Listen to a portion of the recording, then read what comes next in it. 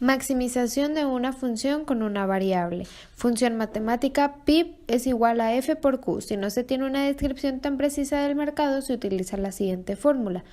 Pi2 menos Pi1 entre Q2 menos Q1 es mayor a 0. La derivada de una función pi es igual a f por q en el punto q1 se define como dpi entre dq es igual a df entre dq es igual al límite de f por q1 más b menos f por q1 entre b cuando b tiende a 0. Valor de la derivada en un punto. Aquí es preciso mencionar una conversión sobre notaciones. A veces es pertinente mostrar de manera explícita el punto en el cual se calculará el valor de la derivada. Condición de primer orden para el máximo. Para que la función de una variable alcance su valor máximo en un punto, la derivada en ese punto, si existe, debe ser 0.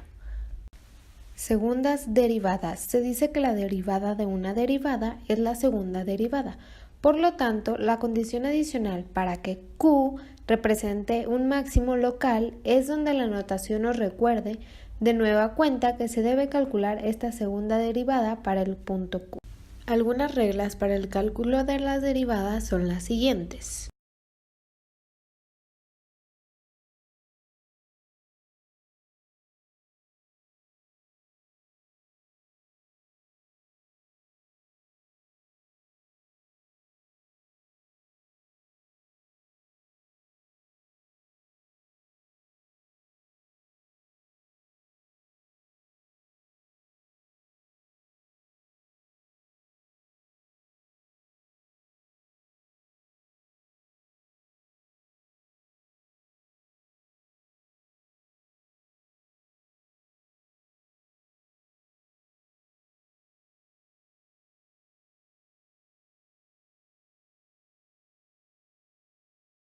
Funciones con varias variables. Los problemas económicos no suelen implicar funciones de una sola variable.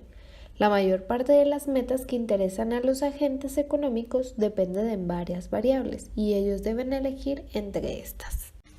Derivadas parciales. Por lo general, las únicas pendientes direccionales de interés son las que se obtienen aumentando una de las x, mientras que todas las demás variables permanecen constantes.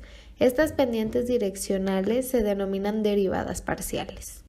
Cálculo de las derivadas parciales. Es muy fácil calcular las derivadas parciales. El cálculo se hace igual que tratándose de las derivadas tradicionales, es decir, tratando a x2, xn como constantes, como lo son de hecho en la definición de una derivada parcial. Elasticidad. Una definición general. Los economistas utilizan las elasticidades para resumir casi todos los efectos cuantitativos que les interesan, dado que estas medidas se concentran en el efecto proporcional que el cambio de una variable tiene en otra. Estas no están sujetas a unidades, es decir, las unidades se cancelan cuando se calcula la elasticidad. Derivadas parciales de segundo orden. La derivada parcial de una derivada parcial es directamente análoga a la segunda derivada de una función de una variable y se llama derivada parcial de segundo orden. Teorema de Young. El teorema de Young indica en general los efectos cruzados son simétricos. En términos más generales, las derivadas parciales de segundo orden de una función brindan información acerca de la curvatura de la función. No importa el orden que se siga al hacer una diferenciación parcial con el objeto de calcular derivadas parciales de segundo orden. Uso de las derivadas parciales de segundo orden. Las derivadas parciales de segundo orden tendrán una función importante en muchas de las teorías económicas. Los ejemplos más importantes son los que se relacionan con la parcial propia de segundo orden, f(i). Esta función muestra la influencia marginal de xi a medida que aumenta el valor de xi. El valor negativo de f(i) es la forma matemática de indicar el concepto económico de la productividad marginal decreciente.